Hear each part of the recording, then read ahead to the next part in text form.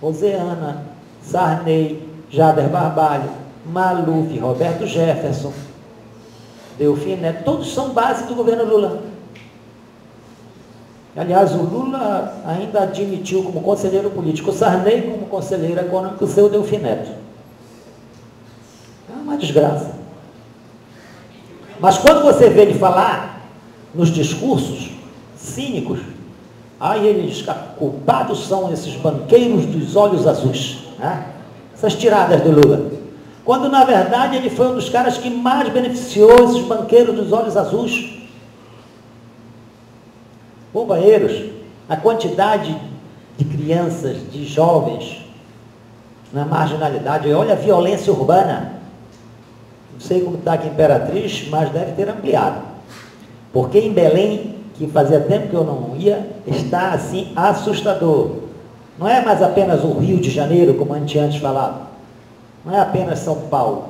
Essa violência, ela se propaga hoje das menores cidades às grandes capitais. Porque não há alternativa. E isso é um problema muito sério. Nós queremos colocar essa situação no sentido de que nós temos que analisar a crise econômica global, mas ver o que acontece na nossa realidade.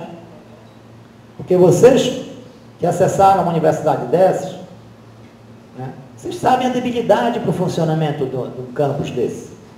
Né? A falta de verbas que tem do governo estadual, mas isso acontece também nos campos da Universidade Federal. A duras penas. Estou falando isso porque afetam todas as nossas universidades, mas afeta o campo, afeta, na verdade, a juventude que não tem alternativa, o ensino de primeiro e segundo grau público, está aí os resultados mostrando a decadência que está colocado. Felizmente, por batalho, que eu considero batalho de muitos docentes, servidores, estudantes, que fizeram lutas da década de 80 para cá para defender essa universidade pública, na época do Sarney, ele tinha um projeto para privatizar as universidades já naquela época. E não privatizou como um projeto que ele apresentou, que era uma forma disfarçada de privatizar as universidades federais, porque houve luta, greve e muita onda contra o governo dele. Porque senão nem as universidades federais nós teríamos mais hoje. Só que hoje, ao invés de fortalecer as universidades federais, o que é que está fazendo o governo? O tal de ProUni, né? Que é para comprar vagas também na iniciativa privada, dar dinheiro para a iniciativa privada que já recebe dinheiro do BNDES, da Caixa Econômica, como essa construção que está aí, né, do FIQEN. Recebeu dinheiro do BNDES, da Caixa Econômica, para construir prédios, certo? Para depois cobrar coisas caríssimas, mensalidades caríssimas para a população que não tem condições de pagar.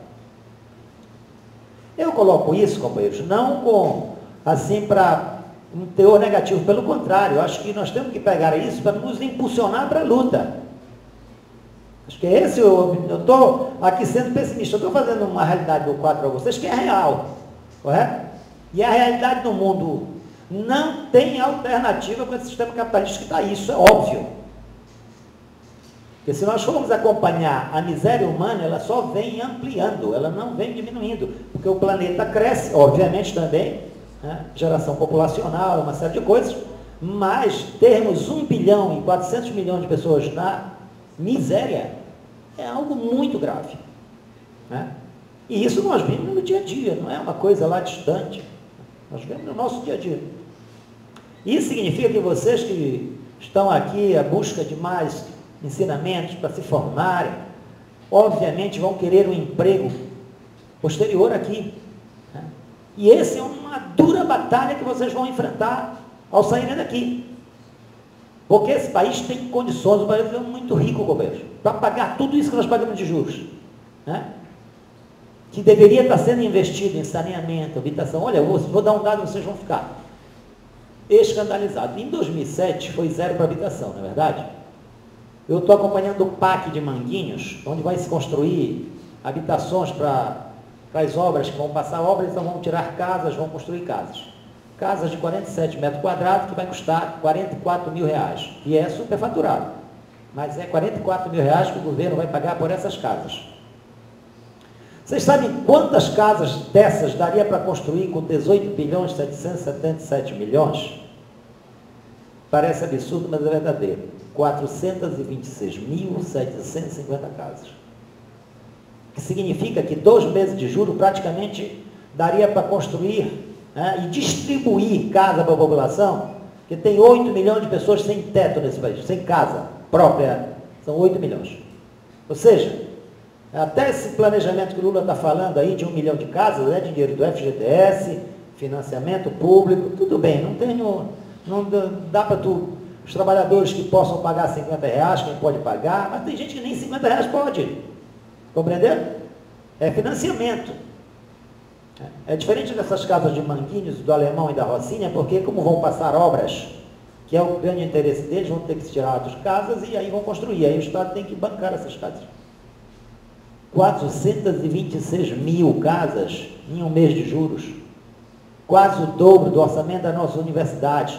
Se vocês forem comparar o orçamento da universidade de vocês, que é uma universidade estadual que deve ter orçamentos menores, bem menores que as universidades federais, imagino eu, por causa da própria condição do Estado, é algo que vocês vão ficar espantados.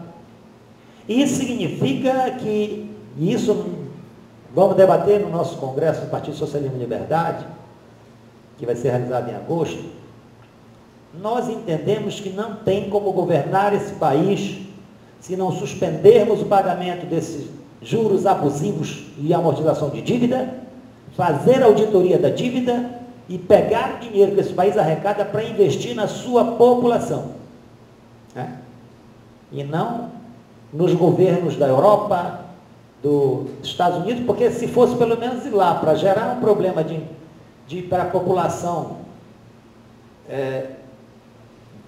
de imigrantes que tem nos Estados Unidos, mas não, é para acumular na mão de poucos banqueiros. Sai do nosso país para lá. E essa é uma situação que é luta, não se consegue essas coisas simplesmente com a nossa indignação, que é necessária, mas se nós não organizarmos essa indignação, tá certo?